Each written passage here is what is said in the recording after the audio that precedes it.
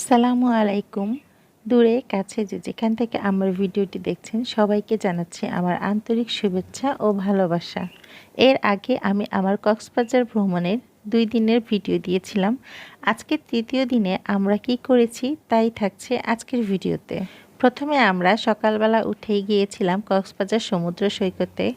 সকাল সকাল কক্সবাজার ভেবেছিলাম খুব খালি হবে, অনেকেই থাকবে না, কিন্তু তা হয়নি। আমাদের আগেই প্রায় অনেকেই চলে এসেছিল সি বিচে।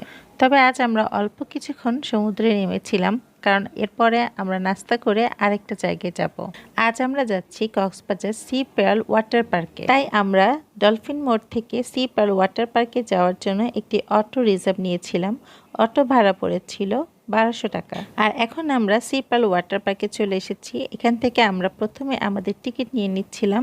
আমাদের টিকিট পড়েছিল জনপ্রতি 900 টাকা করে। এখানে বিভিন্ন বাজেটের টিকিট রয়েছে, তবে আমরা গোস্ট হাউস সহ 7টি রাইডের টিকিট নিয়েছিলাম, তাই আমাদের 900 করে পড়েছিল। টিকিট নিয়ে আমরা ভিতরে প্রবেশ করলাম।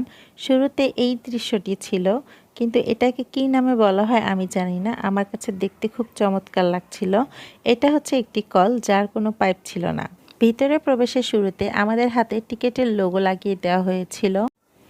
এবার দেখবেন সানজিদা শাম্মী কীভাবে ভিতরে প্রবেশ করছে। সানজি সবসময় যে কোনো কিছুতে খুব বেশি এক্সাইটেড থাকে, আর আমি হচ্ছে ভিতরে প্রবেশ করেই বিভিন্ন গাছগুলোর ভিডিও করে নিচ্ছিলাম। মেয়েরা মাছের সাথে দাঁড়িয়ে একটু ছবি তুলে নিল।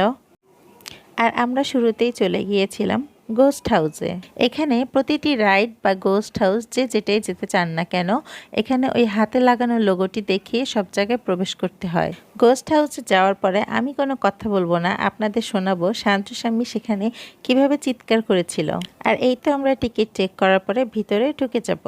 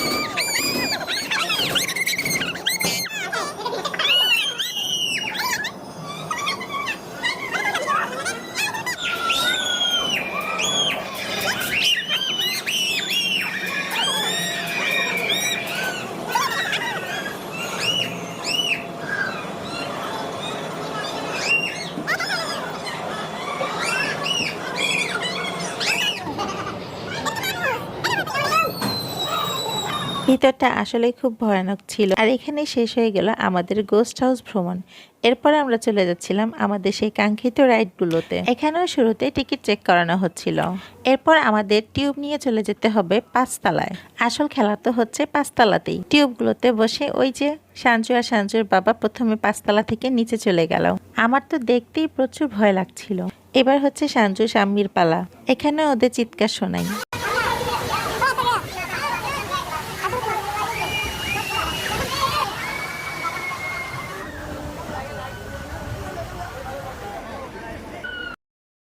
সম্পূর্ণ রাইড জুড়ে ওরা চিৎকার করছিল।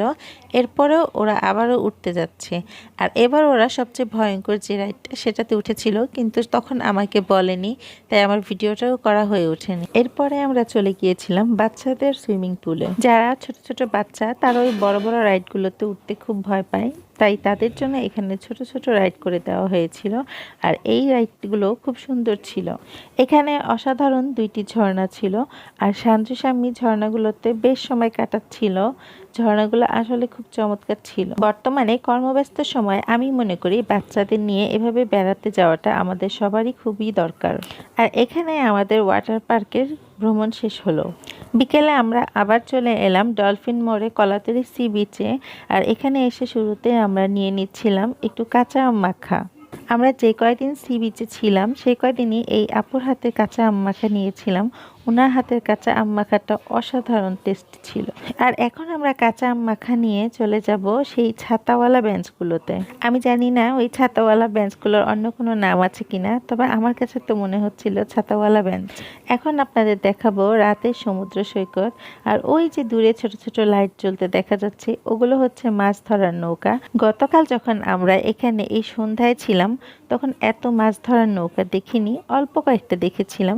তবে আজ গতকালের চাইতে অনেক বেশি মাছ ধরার নৌকা ছিল। আর এখানেই আমাদের কক্সবাজার ভ্রমণের তৃতীয় দিনটি শেষ হয়ে গেল। আমার কক্সবাজার ভ্রমণের ভিডিওগুলো দেখার জন্য আপনাদের জানাচ্ছি অসংখ্য ধন্যবাদ। আজ এ পর্যন্তই। সবাই ভালো থাকবেন, সুস্থ থাকবেন। আল্লাহ হাফেজ।